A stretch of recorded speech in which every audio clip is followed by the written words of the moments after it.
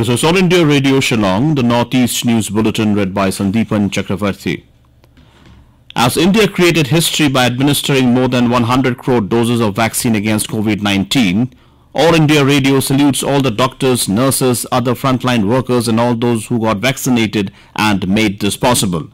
Even though the country has achieved this feat, we caution our listeners that the battle against COVID is not yet over. We appeal to our listeners to get fully vaccinated at the earliest and also help others get vaccinated. During the festival season, please follow these 3 simple steps. Wear a face mask, maintain 2 gaz ki duri for social distancing, focus on hand and face hygiene.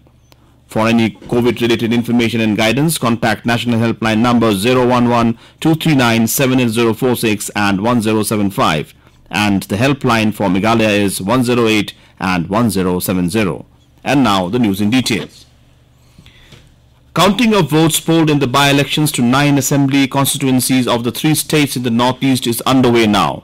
The counting began at 8 a.m. today. Deployment of security has been arranged in the counting centers. Polling for the by-elections was held on 30th October in the 3 assembly seats of Meghalaya, Moringkaneng, Mawphalang and Rajabala, 5 assembly seats of Assam, Bhawanipur, Tamalpur, Gosaigao, Thora and Mariani, and 1 seat in Mizoram, Tuirial Assembly constituency. The overall voters turnout in the 3 assembly seats of Meghalaya was 83.45% and 81.29% in Mizoram's Tuirial Assembly seat. In Assam, the 5 assembly seats recorded 74.04% voters turnout. In Manipur, the state government will launch the Go to Village 2 at Thoubal today. Speaking to media persons yesterday, Singh informed that a 3-day camp will be held at Thoubal Moijing Public ground. As done in earlier GTV camps, the government officials will identify eligible and deserving beneficiaries under various welfare schemes such as PMJAY, Old Aged Pension Card, free gas connection under Pradhan Mantri Ujjwala Yojana, distribution of affordable LEDs under Ujjwala scheme and deliver the services on the spot. The Chief Minister's Widow Pension Scheme to provide monetary support to widows will also be launched. A total of 10,000 widows will benefit from the scheme. The Chief Minister said that the objective of the government is to deliver good governance. He said that all the valley districts of the state will be covered during the Go to Village 2.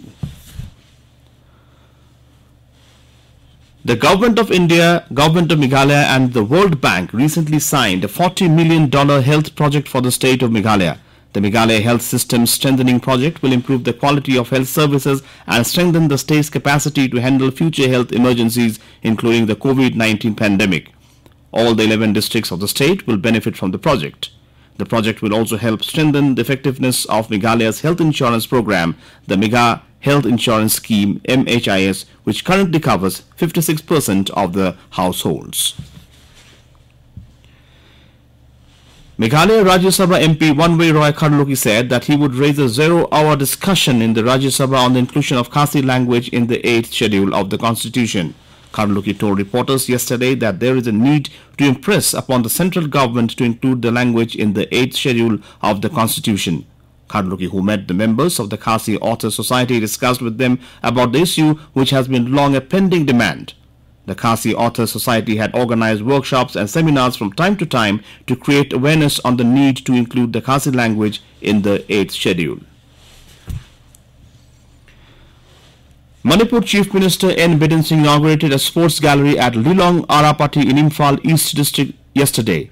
Addressing the gathering, Singh said that the elected leaders should serve every individual group and community without any discrimination so that there is no unfairness in providing opportunity and disparity in delivering development. The Chief Minister said that government is for the people and it should always try its level best to fulfill their aspirations and wishes. Singh observed that almost all players who have brought laurels to the state and the country have grown up playing at local playgrounds, adding that such playgrounds played a significant part in producing champion players. And with that, we end the Northeast News Bulletin from All India Radio Shillong. Have a nice day.